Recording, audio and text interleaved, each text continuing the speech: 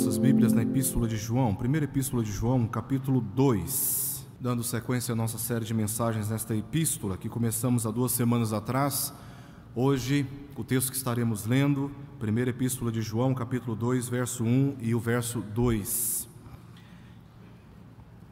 Diz assim: Filhinhos meus, estas coisas vos escrevo para que não pequeis. Se todavia alguém pecar, temos advogado junto ao Pai, Jesus Cristo, o justo, e Ele é a propiciação pelos nossos pecados, e não somente pelos nossos próprios, mas ainda pelos do mundo inteiro. Vamos orar? Senhor, mais uma vez nos colocamos na Tua presença em oração, agora para Te pedir que não somente a leitura, mas também a explicação do texto da Escritura seja, Senhor, momento propício para que o Teu Espírito nos convença a respeito daquilo que o Senhor deseja nos convencer neste momento. Abençoa, Pai, não somente a minha vida, que tem a responsabilidade de comunicar a Tua Palavra, mas a todos aqueles que ouvem a Tua Palavra, que o Senhor os alcance com o calor do Teu Espírito, e que o Senhor, ó Deus, dê a compreensão da Tua Palavra a cada um que o Senhor deseja falar. Nós Te pedimos por isso, confiando ao Senhor as nossas vidas, e fazemos isto em nome de Jesus. Amém. Meus queridos irmãos e irmãs, sem dúvida alguma, a maior tristeza na vida de cristãos verdadeiros é o pecado. Ele deseja fugir dele, mas está constantemente sofrendo com a culpa pelos pecados cometidos, vendo a sua comunhão com Deus enfraquecida pelas práticas do pecado, e ainda vendo a alegria da sua salvação também sendo enfraquecida ao lado de outros cristãos.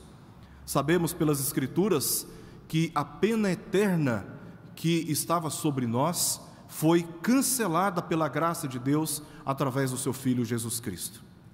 Mas a presença do pecado em nós e nas nossas relações cotidianas é uma outra questão. Mesmo tendo sido cancelada a nossa dívida eterna, nós não podemos negar a verdade e a realidade do pecado que está em nós, culpando a hereditariedade, culpando as pessoas que nos causam danos, culpando a nossa falta de dinheiro, culpando o ambiente familiar, culpando sempre o outro, até mesmo o próprio diabo. O diabo é o culpado de tudo, eu não tenho culpa de nada. E o que nós lemos nas Escrituras e somos convencidos por ela, é que todos nós temos pecado, a nossa natureza está corrompida pelo pecado, e necessitamos confessar o nosso pecado na presença de Deus, a fim de experimentarmos os benefícios da sua misericórdia, benefícios esses que o próprio Jesus nos garantiu. E meu objetivo na leitura aqui desse texto e na sua exposição é de enfatizar o consolo de Deus que nos chega por Jesus Cristo, se confiarmos na sua obra, confessando os nossos pecados, nos arrependendo dele. Certamente experimentaremos da comunhão com Deus como nunca experimentamos antes, e ainda poderemos experimentar ainda mais a comunhão com os nossos irmãos que, confiados nessa palavra, percorrem o mesmo caminho na luta contra o pecado. E a nossa vitória contra o pecado está garantida por Jesus Cristo. E quanto mais nós nos aproximamos de Deus, quanto mais nós conhecemos a Deus, mais reconhecemos a nossa pequenez, mais reconhecemos a nossa fraqueza. E é exatamente diante da luz da presença de Deus que os nossos pecados, uma vez revelados, devem ser confessados na certeza de que o Senhor nos garante perdão através do seu Filho, e podemos experimentar da paz que só Ele pode nos dar. Eu estou dividindo essa passagem em duas partes. A parte A do verso 1, onde claramente João declara a vontade de Deus revelada em Cristo Jesus, de que nós não pequemos. E a partir da parte B do verso 1 até o verso 2, nós temos agora um consolo, uma comunicação de consolo para aqueles que pecarem. Consolo que Deus nos garante através do seu Filho Jesus Cristo. Vamos ler novamente o que diz a parte A do verso 1, onde nós encontramos a ordem para que não pequemos. Diz assim: filhinhos meus, estas coisas vos escrevo para que não pequeis. Este substantivo que João usa aqui, filhinhos, ele é usado 7 vezes na primeira epístola de João. Esse substantivo, que significa criança pequena ou criancinha, era muito comum naqueles dias e era usado na relação dos mestres com seus discípulos. Só que aqui João não usa esse substantivo apenas do ponto de vista da relação do professor com alunos, mas especialmente comunicando o afeto por aqueles que criam no Senhor Jesus, como crianças que estavam percorrendo a jornada da vida cristã rumo à fase adulta e também maduro da fé. Esse é o afeto que João demonstra pela igreja, e esse afeto ele é acompanhado pela ordem: filhinhos meus, essas coisas vos escrevo para que não pequeis. Diferente daqueles que pensavam ser possível ter comunhão com Deus e ainda assim continuarem na prática do pecado, como nós lemos aqui no verso 6, João chama a nossa atenção para que percorram o caminho contrário. Não pequem, não cometam um pecado. Uma vez que você, pela Escritura, identifica o pecado, discerne o pecado, tem consciência do pecado, fuja do pecado, abandone o pecado, se arrependa do pecado, não pratique o pecado. E a ordem de João é enfática. Ele esclareceu que na vida de qualquer pessoa, a realidade do pecado ela é inegável. Ele diz isso no verso 8. Se dissermos que não temos pecado nenhum, a nós mesmos nos enganamos, porque a realidade do pecado da nossa vida não pode ser negada. Mas ao mesmo tempo João deixa claro com esta ordem que todos nós cristãos devemos ter uma preocupação em relação ao pecado, nos prevenindo dele, não menosprezando inclusive a sua gravidade e os danos que ele causa na vida de qualquer pessoa que o pratica. Ao expor a doutrina da justificação, o apóstolo Paulo, no livro de Romanos, ou na epístola de Romanos, entre o capítulo 3 e o capítulo 5, exaltou a graça de Deus que se revela pela justificação de pecadores, com base na morte expiatória de Jesus. Ele disse, por exemplo, em Romanos capítulo 5, versos 20 ao verso 21, concluindo o capítulo 5: onde abundou o pecado, superabundou a graça, a fim de que, como o pecado reinou pela morte, assim também reinasse a graça pela justiça para a vida eterna, mediante Jesus Cristo, nosso Senhor. Entretanto, por esta doutrina, alguns começaram a pensar que se praticassem mais ainda o pecado, mais ainda a graça de Deus seria revelada na vida deles. Então, o apóstolo Paulo teve que tratar isso na sua epístola na sequência, já no início do capítulo 6, que diremos, pois, permaneceremos no pecado para que seja a graça mais abundante? De modo nenhum. De modo nenhum. Como viveremos ainda no pecado nós, os que para ele morremos? E aí Paulo vai argumentar a favor daquilo que é claro em todas as Escrituras, que o pecado ele não pode ser subestimado, ele não pode ser tolerado, ele não pode ser ignorado na vida de cristãos verdadeiros.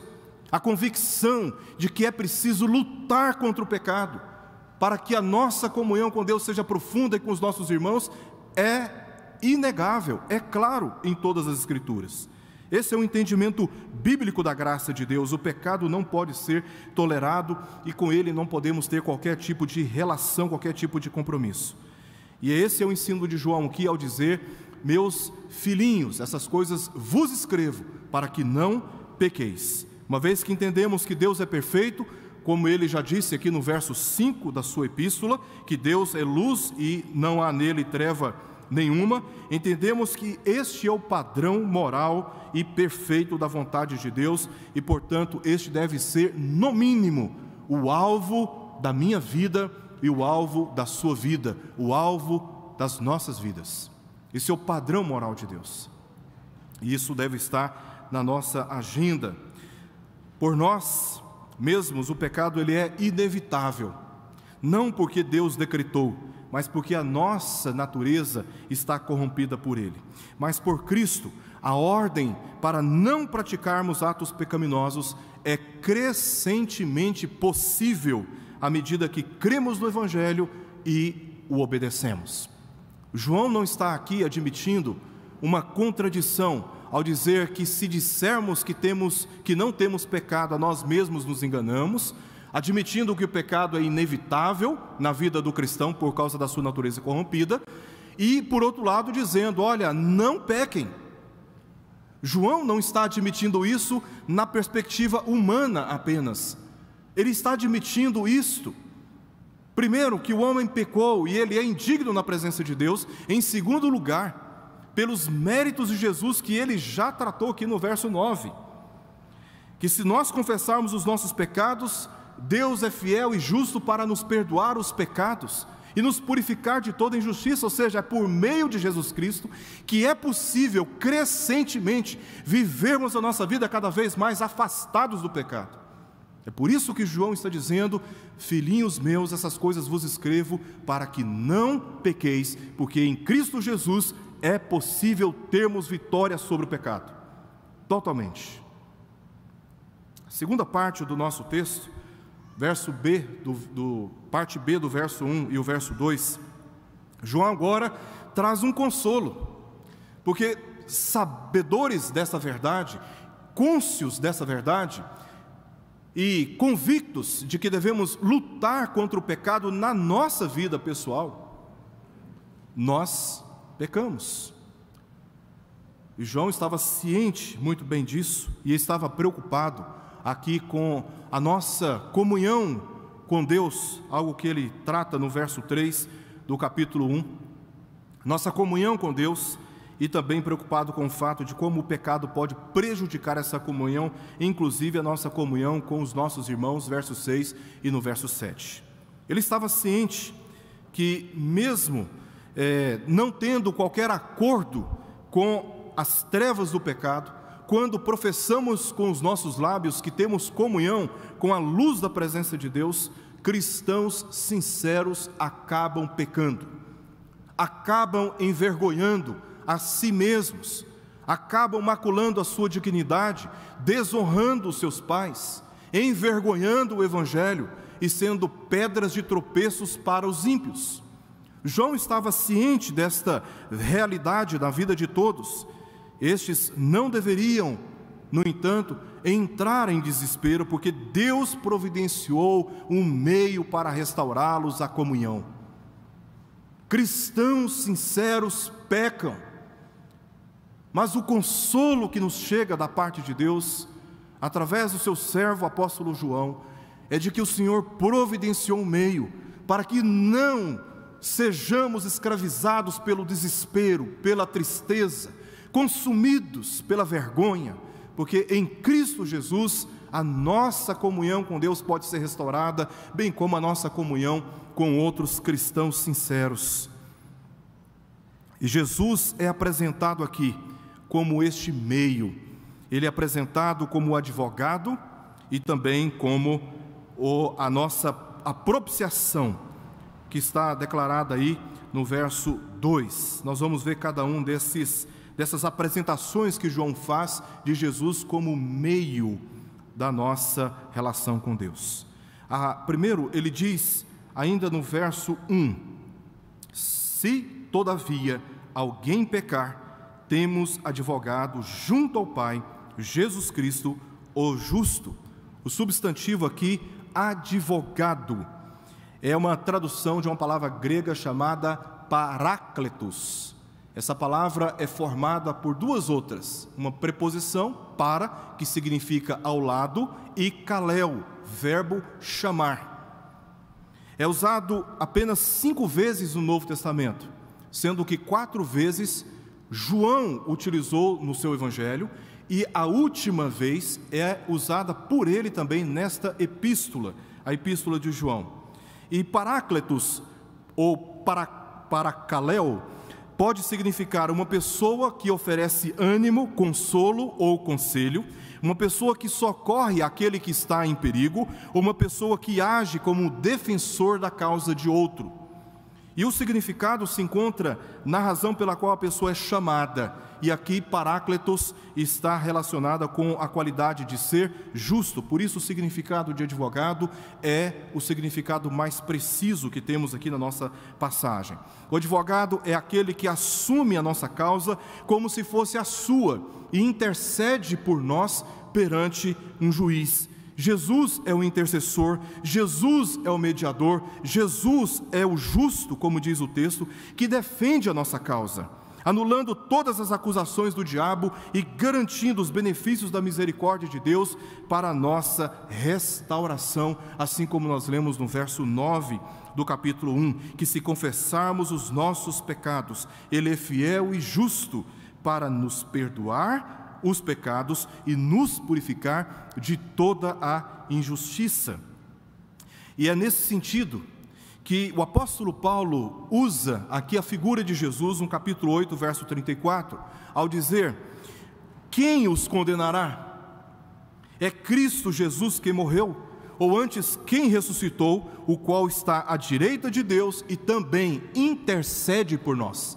Ele está à destra de Deus e de lá intercede por todos os santos, por todos os cristãos sinceros, que foram flagrados pela sua própria consciência em pecados. Se arrependidos confessarem os seus pecados, o Senhor Jesus intercede por eles. E a causa que o Senhor Jesus intercede é como uma causa dele próprio. Ele roga ao Pai por ele mesmo, pelo seu sangue derramado na cruz. E por isso a intercessão de Jesus é verdadeiramente eficaz para nos purificar de todos os nossos pecados e nos restaurar novamente a comunhão com o Pai. João não disse junto a Deus, ele disse junto ao Pai, pois o Pai continua sendo Pai, mesmo quando nós pecamos. O pecado é capaz de romper a nossa comunhão, mas nunca o pecado é capaz de romper a nossa filiação. Quando fomos regenerados em nosso estado espiritual, quando encontrávamos mortos em nossos delitos e pecados, juntamente com o Senhor Jesus Cristo, o Espírito Santo nos comunicou vida, alterando definitivamente a nossa condição na presença de Deus. E esta condição jamais pode ser alterada. Jamais essa condição pode ser alterada. Quando os meus filhos fazem algo que não me agradam e eu fico aborrecido com eles, e em muitas ocasiões tenho que discipliná-los, e faço isso por amor a eles, em nenhum momento está em discussão, em nenhum momento está sendo tratada ali a nossa filiação. Os meus filhos continuam sendo os meus filhos, e eu continuo sendo o pai deles. Assim, todos nós, se todavia pecarmos, temos um advogado junto ao Pai, o qual intercede por nós. Ele é justo. Não está em questão aqui a nossa salvação, mas o fato de Jesus Cristo interceder por nós, em face das mazelas da nossa alma, das confusões da nossa mente, das decisões precipitadas e estúpidas que muitas vezes tomamos, e do modo injusto que tratamos o testemunho daqueles que nos rodeiam. O Senhor Jesus é eficaz para interceder por minha vida e pela sua vida.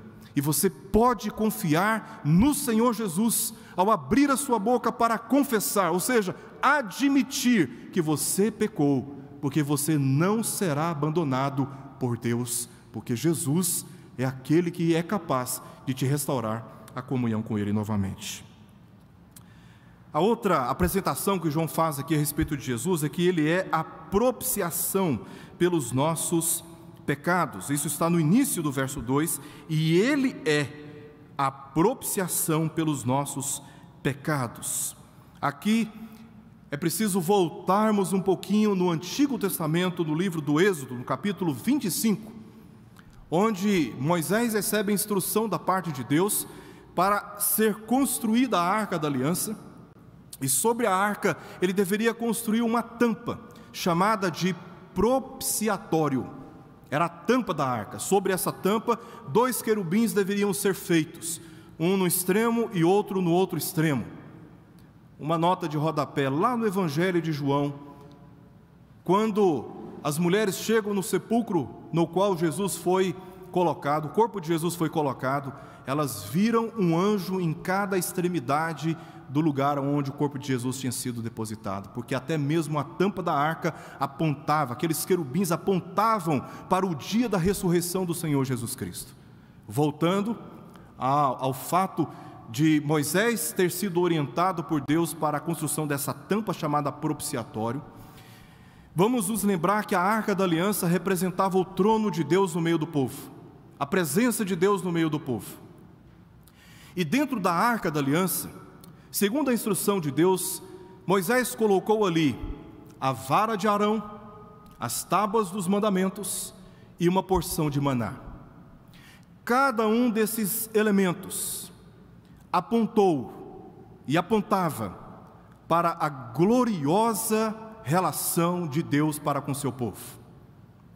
Primeiramente, o que Moisés recebeu de instrução para tirar o povo do Egito, ao sair do Egito, o povo de frente para o Mar Vermelho, Deus disse para Moisés: estenda a vara sobre o mar se abriu e o povo passou, e assim eles foram libertos da terra do Egito e do estado de escravidão.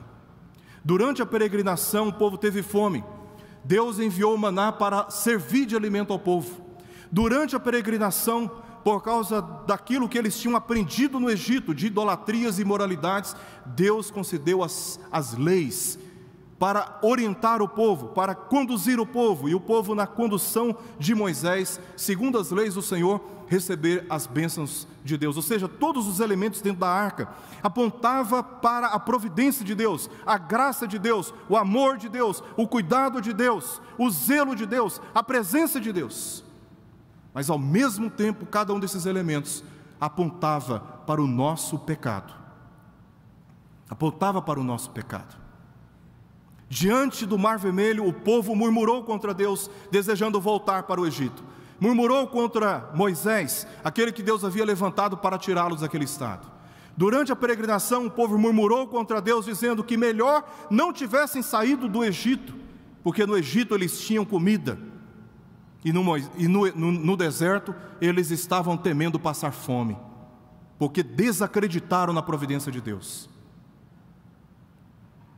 E mesmo diante de tudo isso, Deus ainda deu as tábuas do mandamento, e as tábuas dos mandamentos apontavam para essa realidade caótica na qual nós nascemos, de pecadores contumazes, deliberados e conscientes.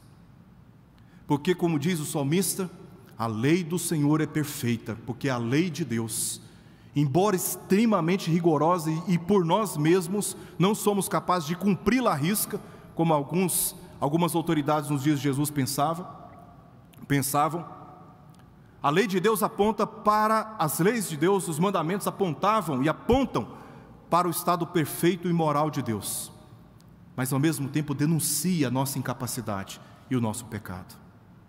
Esses eram os elementos colocados dentro da Arca da Aliança. Moisés foi instruído a construir uma tampa chamada propiciatório. Sobre esta tampa, uma vez ao ano, o sacerdote entrava no lugar chamado Santíssimo Lugar, ou Santos dos Santos. Ele entrava ali com uma bacia cheia de sangue, colhida por animais, num altar que se encontrava fora do chamado santuário. Ele entrava, provavelmente no mês de outubro, olhando para o nosso calendário, uma vez ao ano, e fazia expiação pelos pecados de toda a nação de Israel. Ali ele derramava, ele aspergia o sangue dos animais sobre a tampa do propiciatório, até que o sangue escorresse até o seu pé. Se dentro da Arca da Aliança havia o testemunho da providência, da santidade, dos cuidados de Deus, e ao mesmo tempo a acusação contra o nosso pecado e a exposição, a revelação da nossa incapacidade, o sangue de Jesus, que cobria aquela tampa do propiciatório, representou durante aqueles dias o que aconteceria na vinda do Senhor Jesus, que na cruz do Calvário Ele haveria de derramar o seu sangue naquele madeiro, para cobrir-nos na presença de Deus em face dos nossos próprios pecados. Ele é a propiciação, como diz João. É por meio de Jesus Cristo que os nossos pecados são purificados, são lavados, e podemos novamente ter comunhão com o Senhor. Ele é o propiciatório, porque é Ele quem nos purifica, é Ele quem nos justifica, é Ele quem nos liberta pela restituição. É isso que propiciar em algum sentido significa. É uma espécie de oferta que oferecemos no lugar daquilo que foi corrompido. Ao dizer que Jesus é a propiciação dos nossos pecados, João está aqui admitindo aquilo que Ele fez na cruz. Ele tomou o nosso lugar. Nós somos corrompidos e tornados incapacitados de nos justificar pelos nossos comportamentos. Então Jesus nos tira daquele lugar da condenação e se coloca em nosso lugar. Ele é aquele que nos substitui na presença de Deus. A última parte do nosso texto diz que Ele é a nossa propiciação, e não somente pelos nossos próprios pecados, mas ainda pelos do mundo inteiro. Essa passagem é usada em alguns setores do evangelicalismo brasileiro para demonstrar, para provar a respeito da salvação universal de todos os homens, e essa doutrina é uma heresia, um terrível engano, e nós não podemos encontrar sustentação para essa doutrina nas Escrituras por diversas razões, dentre as quais eu destaco aqui apenas algumas. Esta doutrina da salvação universal de todos os homens nega a realidade da punição eterna e também do inferno, e contradiz os registros de que muitos foram destinados para a perdição. É importante observarmos como João trata esse assunto dentro da própria epístola, porque lá no verso 10 do capítulo 3, se você puder dar uma olhada, dar uma pesquisada agora, capítulo 3, verso 10, João faz distinção entre os filhos de Deus e os filhos do diabo. Filho aqui é uma referência à filiação natural, à hereditariedade, aqueles que herdam a natureza de Deus e aqueles que herdaram a natureza do diabo, pois são opostos, inimigos, não só da cruz de Cristo, mas do próprio Deus. E também que muitos não procedem de Deus, por isso rejeitam a verdade e servem o espírito do erro. Isso está registrado no capítulo 4, verso 6, está aí pouco mais adiante no texto da nossa Escritura. Muitos não procedem de Deus, procedem do diabo, e por isso seguem o espírito do erro. Obviamente, João estaria entrando em contradição aqui ao defender que Jesus é a propiciação pelos nossos pecados, mas inclusive daqueles que são do diabo. E isso não pode ser sustentado aqui pelas próprias palavras de João. A palavra mundo no Novo Testamento possui múltiplos significados: terra, sociedade pecaminosa em geral, o gênero humano, nações e a vida pecaminosa sustentada pela concupiscência da carne, concupiscência dos olhos e também pela soberba da vida, porque o pecado não é apenas de natureza espiritual, ele é estrutural. É por isso que racismo, discriminações injustas acontecem nos nossos dias, porque o pecado, ele não tem apenas natureza espiritual, ele é estrutural, socialmente falando. Ele assume controle, vamos chamar assim, ele assume direções do comportamento humano contra o próximo e contra o próprio Deus, na consistência da rebelião. E as palavras de João aqui não significam que o mundo inteiro de pessoas será salvo, mas que a obra do Senhor Jesus é suficiente e eficiente para salvar todos aqueles que nele creem, do mundo inteiro. Do mundo inteiro. Também é fato que a morte de Jesus serviu de testemunho para todos, indistintamente, estavam presentes no sacrifício de Jesus crentes e também incrédulos. E Herodes mandou colocar Pilatos mandou colocar uma placa no alto da cruz com a seguinte inscrição: Jesus, o Rei dos Judeus, nas principais línguas do mundo antigo, para que todos daquela época soubessem quem estava ali. E isso foi divulgado pelos apóstolos, inclusive entre todas as nações. Nesse sentido, Jesus morreu por todos, ou seja, a sua morte serviu de testemunho para todos, sem significar que todos serão salvos, como lemos, por exemplo, em Marcos, capítulo 16, verso 15, verso 16, ide e pregai o evangelho a toda criatura, quem crer e for batizado será salvo, quem não crer já está condenado. Como disse também o apóstolo Paulo em 1 Coríntios capítulo 1, verso 18, certamente a palavra da cruz é loucura para os que se perdem, mas para nós que somos salvos, poder de Deus.